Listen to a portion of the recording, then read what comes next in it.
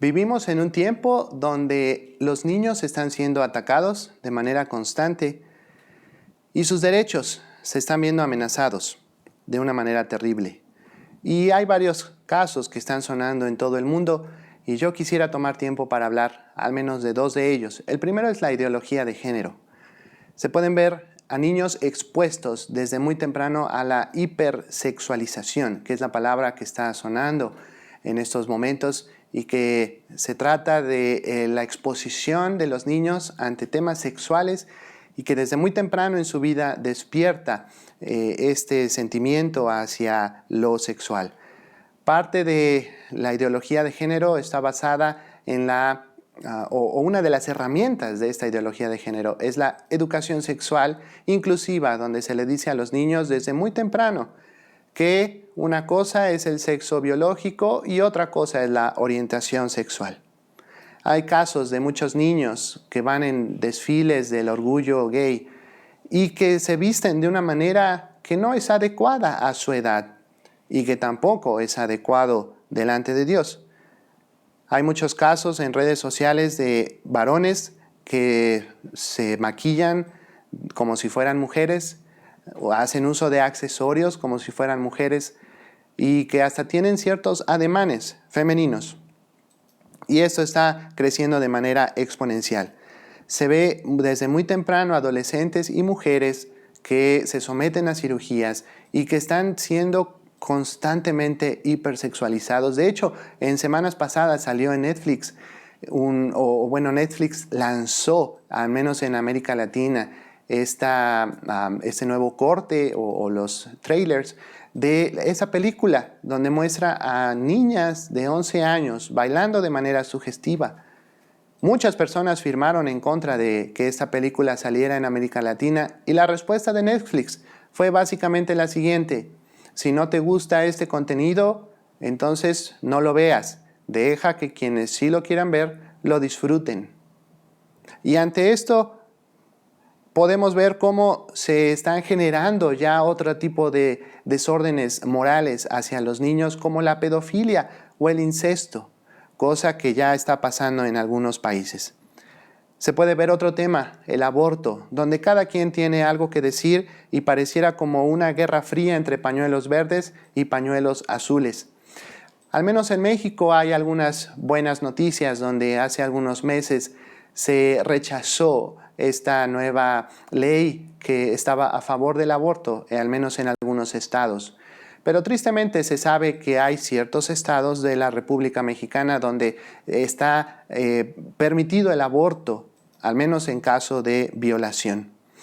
El aborto ha llegado a tal punto en el mundo que hay ciertos países que han erradicado por completo, o al menos en algunos años no han nacido niños que tengan síndrome de Down, porque los abortan en cuanto saben que tienen este síndrome.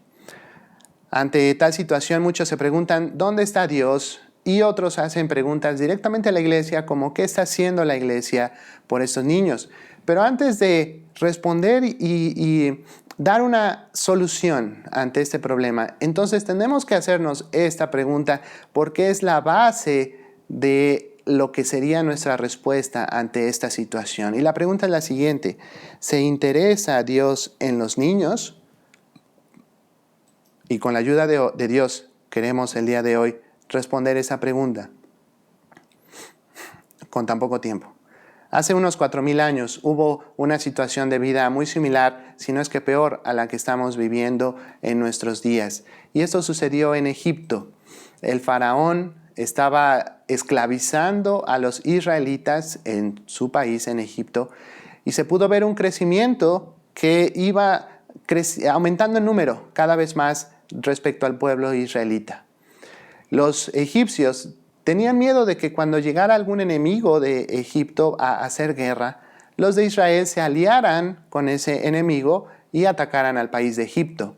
Porque realmente en una relación de números, los egipcios eran muchos, eran todo un país ya establecido por varios años, y los israelitas eran en un número de 2 millones de personas en total, al menos 600,000 hombres de a pie para pelear. Entonces, La solución que el faraón propuso lo vemos en Éxodo capítulo 1, versículo 22. Vamos a leerlo. Entonces Faraón mandó a todo su pueblo diciendo, echad al río a todo hijo que nazca y a toda hija preservad la vida. En palabras modernas, el faraón era pro aborto. Y usted dice, bueno, pero ya habían nacido. Bueno, hay algunos países que están permitiendo o están viendo si se puede abortar después de algunas horas de nacer. Y era lo que el faraón estaba haciendo ya hace mucho tiempo. Así es que esto del aborto no es un tema nuevo al que nos hemos enfrentado como humanidad. Imagínese usted lo que el faraón hubiera hecho si hubiera contado con las herramientas tecnológicas que tenemos el día de hoy. Pero el faraón no venció, Dios cuidaba de su pueblo. Pero es en este contexto que nace un niño. Vamos a ver en Éxodo capítulo 2 y versículos 1 y 2 lo que Dios nos dice. Un varón de la familia de Leví fue y tomó por mujer a una hija de Leví, la que concibió y dio a luz un hijo. Y ponga atención en esto. Y viéndole que era hermoso, le tuvo escondido 3 meses. Este bebé nació en medio de una crisis moral en Egipto. Este bebé también nació el tercer hijo de este matrimonio. Y bueno, él tuvo la suerte de nacer en medio de la orden que el faraón había dado de matar a los niños varones que nacieran. Pero la madre vio que era hermoso. Fíjese, esta palabra hebrea que está aquí, la palabra en nuestras Biblias que dice hermoso, es la palabra hebrea tov. Y quiere decir lo siguiente, bueno, agradable, encantador. Claro, ¿qué madre no ve encantador a su hijo? Hay veces que vemos a un hijo, a un recién nacido, y se ve feíto. Pero en ese momento la mamá lo ve hermoso después de todo el trabajo de parto que ha pasado. Es que los niños son hermosos.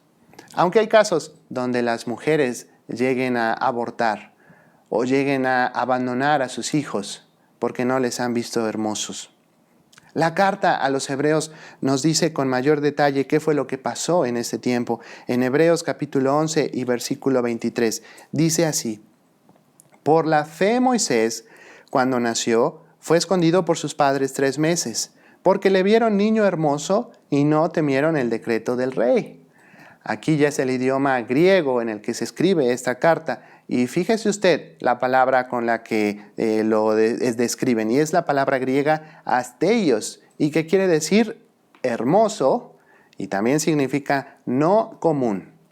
Era un niño no común. Y no que haya nacido demasiado hermoso o no que haya nacido con una deficiencia o con algún defecto, sino que era hermoso para sus padres. Le estaban dando el valor que merecía ese bebé.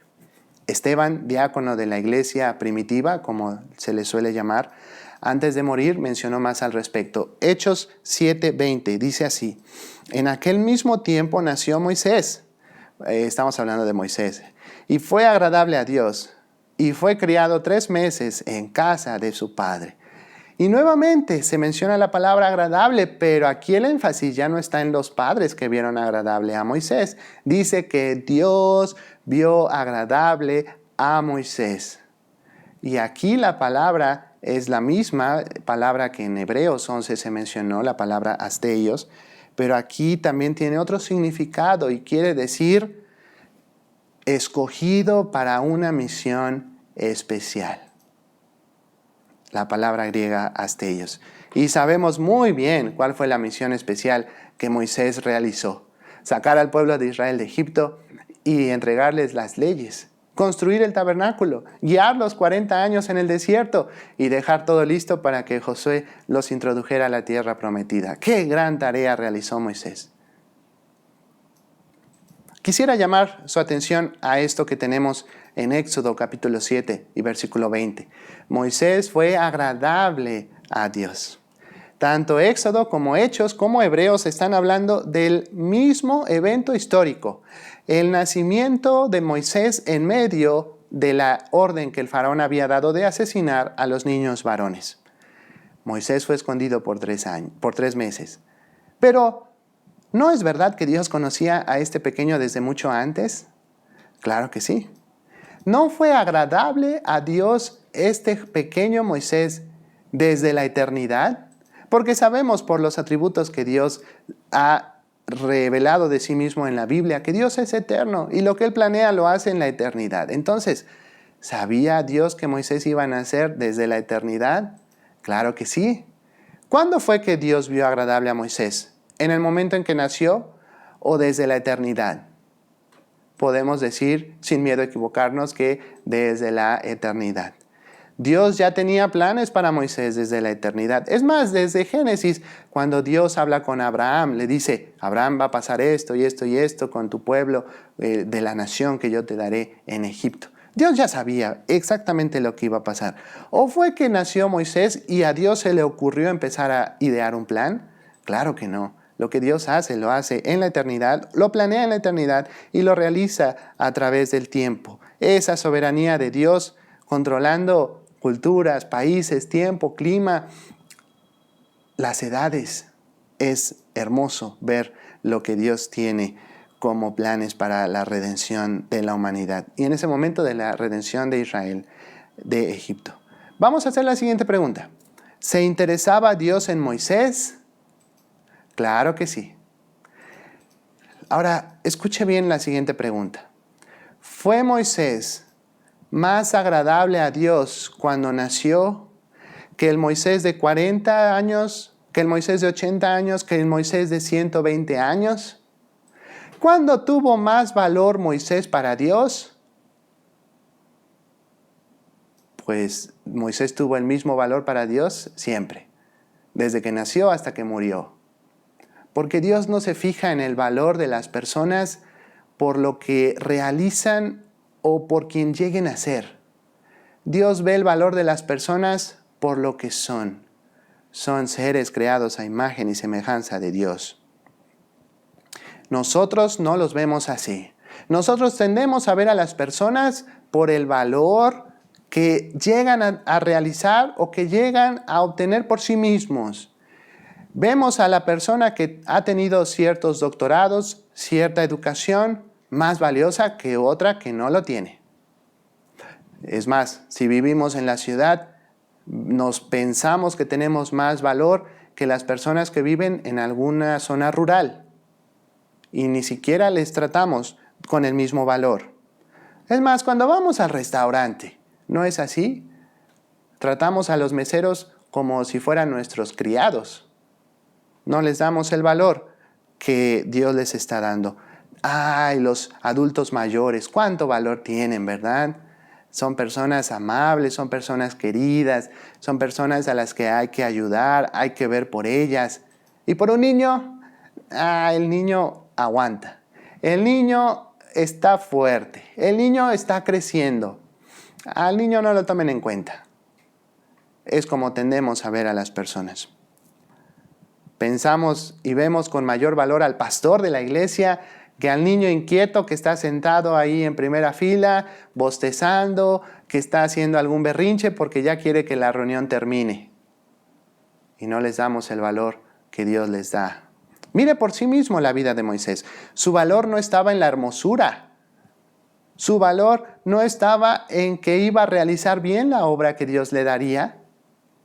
Su valor no estaba en que él era un tipo del Señor Jesús. Su valor fue que Dios lo vio hermoso. Tenía valor porque Dios lo vio agradable. Y tenía valor porque fue un hombre creado a imagen y semejanza de Dios. Tal vez usted está pensando, bueno, Moisés fue uno de entre 2 millones, según lo que acabas de decir. Dios no trató igual a Moisés que al pueblo de Israel. No todos los israelitas fueron igual que Moisés. Bueno, eso claro que es correcto. Dios usó a Moisés de una manera especial. Pero ¿sí o no que Dios salvó de Israel, de Egipto, a todo su pueblo? ¿Sí o no que Dios libertó con poder de la misma manera a todo su pueblo? ¿Sí o no que Dios les estaba dando la Pascua y la nube y el maná y el agua a todo su pueblo, incluido Moisés? Tenían valor todo el pueblo de Israel para Dios. En términos actuales se habla de la dignidad humana. Se hace referencia al valor que una persona tiene en sí misma o por sí misma. A esto se le llama un valor intrínseco. En términos jurídicos se habla de esto y se reconoce este valor. Jerónimo Osorio, por ahí del año 1520, dijo lo siguiente: de ahí que la dignidad humana sea sempiterna, pues esa dignidad se encuentra en Dios. Y las constituciones políticas de los países lo reconocen también. Fíjese lo que dice Silvana Esperanza respecto de esto. La Constitución no otorga derechos, sino que estos derivan de la dignidad de la persona y los derechos inviolables que le son inherentes y que son anteriores al Estado y a su Constitución. Y es que el valor que una persona tiene es porque esa persona fue creada a imago Dei, a imagen y semejanza de Dios. El hermano Sugel Michelén dice lo siguiente: un ser humano no deseado sigue siendo un humano. Lo que da valor a la vida no es el hecho de que otros la valoren. Es el valor intrínseco que poseen los seres humanos por el hecho de haber sido creados a imagen y semejanza de Dios. Es hermoso ver cómo mientras el faraón dice: avienten al río a todos los niños varones que nazcan, Dios les dice: con amor eterno te he amado. Y esa frase Dios se la dijo a un niño, a un adolescente, a Jeremías. Mientras otros piden aborto y pedofilia, Dios dice: a mis ojos fuiste de gran estima. ¿Son valorables los niños para Dios? ¿Son valiosos los niños para Dios? La respuesta es sí. Los niños son valiosos para Dios. Y no tiene más valor para Dios un niño que un adulto. ¿O cuándo es que Dios le ama más? ¿Le ama más Dios a usted cuando usted llegó a ser un adulto que cuando era niño? ¿O será que Dios le ame más a usted porque fue niño y Dios ya no lo ama tanto ahora porque es adulto? ¿Será que Dios ame más al pastor de la iglesia, un hombre espiritual, y a mí que soy simplemente una persona que asiste regularmente, Dios no me ame tanto? ¿Será que Dios se interesa más por los niños o por los jóvenes o por los adultos? Dios se interesa por todos de la misma manera, en la misma cantidad, y el amor de Dios en Cristo se mostró en la cruz para adultos y para niños. Pero nosotros menospreciamos a los niños. ¿No es así? Los hacemos menos, no les damos el valor que tienen por ser niños. Se nos hacen despreciables los niños. El mismo pueblo de Israel no les dio el valor. En Deuteronomio 1, versículo 39, fíjese lo que dice Dios de lo que dijeron los israelitas. Vuestros niños, de los cuales dijisteis que servirían de botín, y vuestros hijos que no saben hoy lo bueno ni lo malo, ellos entrarán allá, y a ellos la daré, y ellos la heredarán. El pueblo de Israel estaba diciendo: miren, nuestros niños no sirven más que para quedarse parados viendo cómo asesinan a sus padres. Para eso sirven nuestros niños. Ellos los menospreciaron. Pero irónicamente ellos mismos dijeron que los cananeos los iban a tomar como un trofeo de guerra. Para los cananeos iban a ser valiosos, para nosotros no son valiosos. Mire usted la mentalidad que tenían. Ojalá que lo hayan dicho sin pensar. Pero Dios dice: de ellos voy a tener misericordia y a ellos los voy a meter. Esta frase que vemos en Deuteronomio 1:39 es la misma que vemos en Jonás capítulo 4 versículo 11, que dice: y no tendré yo piedad de Nínive, aquella gran ciudad, donde hay más de 120,000 personas que no saben discernir entre su mano derecha y su mano izquierda, y muchos animales. Y muchos comentaristas sugieren que Dios se está refiriendo a los niños que no sabían distinguir entre su mano derecha y su mano izquierda. Y fíjese cómo lo dice Dios. Dios no dice: Jonás, allí hay más de 120,000 niños. O como decimos en México de una manera despectiva cuando estamos enojados contra los niños, escuincles o chamacos. Dios dice personas. Es el valor de un niño el que Dios les está dando acá. Qué gran lección nos está dando Dios respecto al valor para los niños. Yo le hago la siguiente pregunta. ¿Ha usted menospreciado a los niños? ¿Les ha dado menor valor que el que Dios les ha dado? ¿Se interesa usted por los niños de la misma manera que se interesa usted por un adulto? Yo quiero sugerir 3 cosas en las que menospreciamos a los niños y que en esta pandemia se ha visto reflejado vez tras vez. La primera es una falta de evangelismo.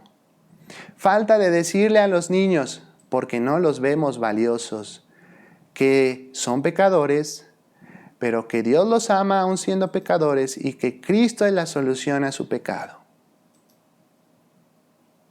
Y hemos visto muchas transmisiones para niños.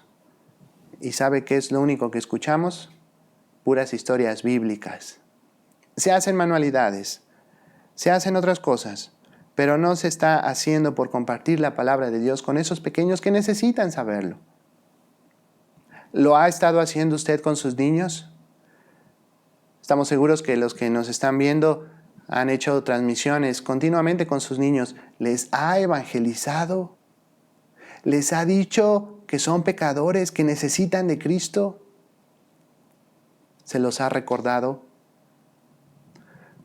Una maestra nos llamó en estos días de la pandemia y nos dijo, hermanos, yo desde la ventana de mi casa les predico a los niños que están jugando afuera de la casa y ellos están sentados en el patio y yo desde la ventana los evangelizo. ¡Qué hermoso labor! ¡Qué hermoso poder pasar el tiempo evangelizando a los niños de esta manera! Número 2. Falta de evangelismo bíblico. Esta pandemia nos obligó a hacer uso de las redes sociales de una manera que no lo estábamos haciendo antes, incluidos aquí en APE en Veracruz. Pero también ha expuesto la manera en que lo hacemos, ¿no es verdad? Podemos ver reuniones de muchas iglesias a las que antes no habíamos asistido. Pero sí o no que se deja ver lo que hacemos bien y también lo que hacemos mal. Y la gente le gusta simplemente ver y no decir felicidades. Tampoco dicen te falló esto, puedes mejorar aquí. Yo conozco muchos que antes de la pandemia decían Facebook, Internet es cosa del demonio, eso no está bien que la iglesia lo use. Y ahora lo están usando. Bueno, eso ya es otro tema, ¿verdad? Es verdad que el Internet no reemplazará el poder vernos, pero es una gran herramienta. Pero he visto reuniones para niños con duración de 30-35 minutos, lo cual es mucho trabajo para hacer. Pero ¿sabe qué es lo que falta? Porque menospreciamos a los niños. Contenido bíblico. Solamente se canta, solamente se cuenta una historia y se hace una manualidad. ¿Sabe usted cuánto tiempo duran las manualidades normalmente? De 10 a 15 minutos. Y he visto con mucha tristeza lecciones de 5 minutos. Lecciones, entre comillas, donde ni siquiera hay aplicaciones para los niños, donde no se les dice del Evangelio, donde no se les explica. Pero la manualidad, con detalle, todo tiene que ir bien explicado porque si no, ¿cómo la van a hacer? Y la lección, niños, Zaqueo se subió a un árbol, vio a Jesús y lo recibió en su casa. ¡Qué hermoso! Vamos a pintar. He visto videos de 5 minutos donde la lección dura 3 minutos y el texto se ve en los otros 2 minutos. Falta de contenido bíblico. ¿Por qué razón? Contésteme usted, por favor. ¿Por qué razón a los adultos se les da un mensaje de hora y media, más media hora de cantos, más 10 minutos de oración? ¿Y por qué a los niños se les da 5 minutos? de algo que ni siquiera se pudiera considerar una lección porque simplemente es la historia. ¿No será que estamos menospreciando a los niños? Oiga, ¿sí o no que los niños pueden quedarse 2 horas viendo una película y aprenderse los diálogos? ¿Sí o no que los niños están repite y repite los diálogos después de ver la película? ¿Sí o no que los niños pueden ver todas las películas de la serie Marvel y explicarle a usted con lujo de detalle por qué es que Thanos pudo conseguir el guante y por qué Thanos quería destruir a la mitad de la población del universo? ¿Sí o no que los niños pueden hacer eso? ¿Y por qué 5 minutos nada más de lección? ¿Será que estamos menospreciando a los niños? Le hago con mucho respeto la siguiente pregunta. ¿Tanto valen los niños para usted para una lección, entre comillas, de 5 minutos? Creo que eso nos lleva a la siguiente parte de por qué o cómo estamos menospreciando a los niños. Porque decimos, los niños no entienden, los niños no saben, los niños se aburren y esto de la Biblia para ellos no. Que tengan ya más edad, que lo puedan entender, entonces sí les vamos a contar y les vamos a pedir que estén 1 hora y media escuchando al pastor o al predicador. Quiero sugerir lo siguiente, falta de pedagogía. La pedagogía se define como la ciencia que se ocupa de la educación y la enseñanza. Parte de la pedagogía es entender la capacidad y habilidad que tiene el niño para hacer uso correcto de herramientas de aprendizaje para lograr lo requerido con el niño de manera correcta. Pero a veces decimos, yo ya cumplí, yo ya di mi lección, 5 minutos, ya cumplí. Si entendió bien, si no, pues también. Cuando esté más grande va a entender. Pero los niños sí entienden. Y si no, pregúntele a cualquier niño, oye, ¿quién es Iron Man? ¿Quién es Visión? ¿Quién es Black Widow? Y le van a responder todas esas preguntas. ¿Por qué entonces no hacemos uso de esa capacidad mental que tiene el niño para enseñarles la palabra de Dios? Déjeme darle algunas cifras. A los 3 años, el niño ya desarrolló el 80% de su cerebro. Para los 5 años, ya desarrolló el 95% de su cerebro. Para los 10 años, el niño es capaz de recordar y de aprender muchas cosas. Se dice que para esa edad los niños son como una esponja, están aprendiendo todo, aunque su cerebro terminará de desarrollarse hasta los 25 años. ¿Sí o no que se requieren niños para iniciarlos en ciertas disciplinas deportivas, como la gimnasia, como la música, como los deportes, por mencionar algunos? Niños son requeridos. Y si no, busque usted videos en YouTube o en Internet de niños asiáticos tocando algún instrumento. Qué maravillosa labor están haciendo los que los están educando. Y lo hacen de una manera excelente. ¿Por qué los niños? Por su capacidad para aprender. Y déjeme le doy esta cifra que es alarmante, al menos en los Estados Unidos. Para la edad de 12 años, los que están en la iglesia, los adolescentes jóvenes, empiezan a dejar la iglesia, al menos en su corazón. Para los 18 años, ellos ya no asisten a la iglesia, ya se fueron de la iglesia. ¿Por qué? Da miedo pensar si la razón son esas lecciones de 5 o de 3 minutos que se dieron. Urge compartir con ellos contenido bíblico, urge evangelizarlos. Pero a veces ponemos ciertas excusas, ¿verdad? No entienden, no saben, son niños. Ellos ya lo aprenderán. ¿Sí o no que los menospreciamos? Yo le animo a que busque alguna mejor excusa delante del Señor. Porque los niños saben, los niños entienden, los niños aprenden. Y aprenden bien y mejor que un adulto. ¿Por qué no aprovechamos eso entonces para hablarles de Cristo, para hablarles de la obra de Cristo? Yo quisiera entonces desafiarle a 2 cosas. La primera es, pida al Señor que le muestre si es que está menospreciando a los niños al no verlos con el valor que Dios les da. Nadie mejor que Dios le podrá mostrar esto. Y si es necesario, por favor, confiese al Señor. la culpa que ha tenido. Confiese al Señor que no les ha enseñado correctamente. Confiese al Señor que les ha menospreciado. Y pida que el Señor le muestre el valor que Dios mismo le da a ese niño. Yo conozco a un hermano, él trabaja, su manera de ganarse la vida es haciendo payasadas porque es payaso. Es un amigo muy querido. Y lo que él hace con los niños es que cuando los saluda, no les dice, hola niño. Lo que él hace es decirle, hola ingeniero, hola licenciado, hola arquitecto, hola doctor. Y una vez le pregunté, ¿por qué haces eso? Y él me dice, porque me gusta animar al niño a que él piense de sí mismo de esa manera. Me gustaría ver a ese niño siendo doctor, siendo arquitecto, siendo pastor. Qué manera tan hermosa de poder hacerlo. Número 2. Si usted se ha dado cuenta que necesita mejorar su enseñanza bíblica, mejorar su contenido bíblico, le animo y le desafío a que busque capacitación para que entonces pueda lograr usted este objetivo. Busque capacitarse para ser excelente en la enseñanza con los niños.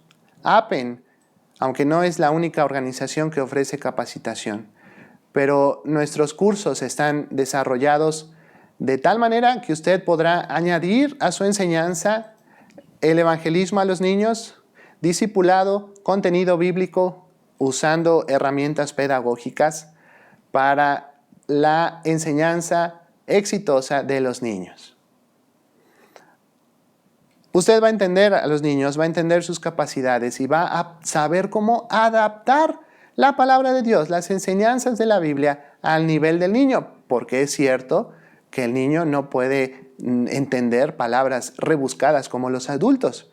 Por eso necesitamos compartir con ellos enseñanza a su nivel.